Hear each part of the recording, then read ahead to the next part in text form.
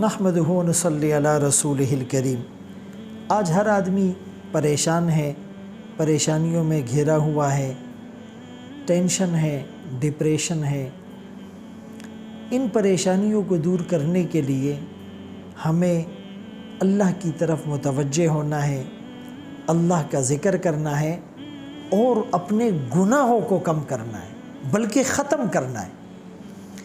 چونکہ جب آدمی گناہ کرتا ہے تو اس کے بہت سے نقصانات ہیں۔ ابن قیم رحمہ اللہ نے الداء والدواء میں اس کو بتایا ہے، لیکن جو سب سے بڑا نقصان ہے کہ آدمی اللہ سے دور ہو جاتا ہے، اور قلت الرزق، اس کا رزق کم ہو جاتا ہے، وتعسیر الرزق، اس کا رزق مشکل ہو جاتا ہے۔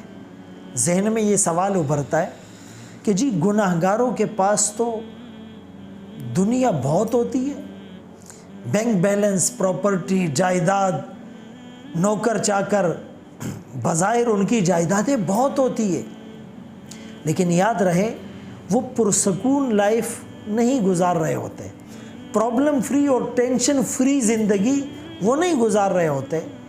سب کچھ ہونے کے باوجود بھی وہ پریشان رہتے ہیں۔ کنٹینر پھنس گیا، چوری ہو گئی، ڈکیتی ہو گئی، آگ لگ گئی، بیوی نافرمان ہے، اولاد بات نہیں مانتی، دوست دشمن بن گیا ہے، رشتہ دار حسد کرتے ہیں، پڑوسی نے ناک میں دم کر رکھا ہے، رات کو میٹھی نیند نہیں آتی، کھانے کو جی نہیں چاہتا، یعنی مختلف بیماریوں کا وہ گڑھ بن جاتا ہے۔ اس کی وجہ ہمارے گناہ ہوتے ہیں۔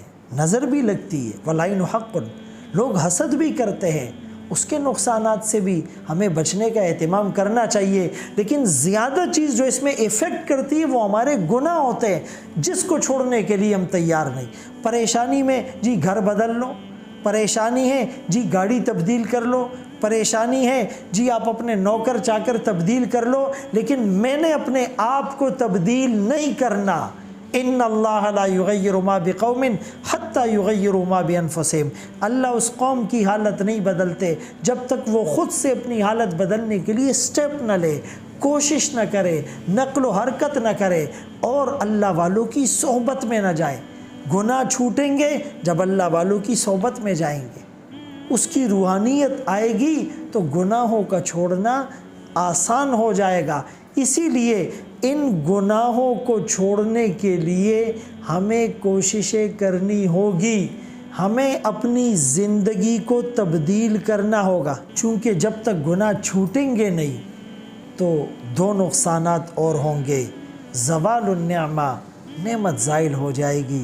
اسی لیے رسول اللہ صلی اللہ علیہ وسلم نے دعا سکھلائی، اللہم انی اسألک النعیم المقیم الذی لا یحول ولا یزول، اللہ میں سوال کرتا ہوں ان دائمی نعمتوں کا جو زائل نہ ہو۔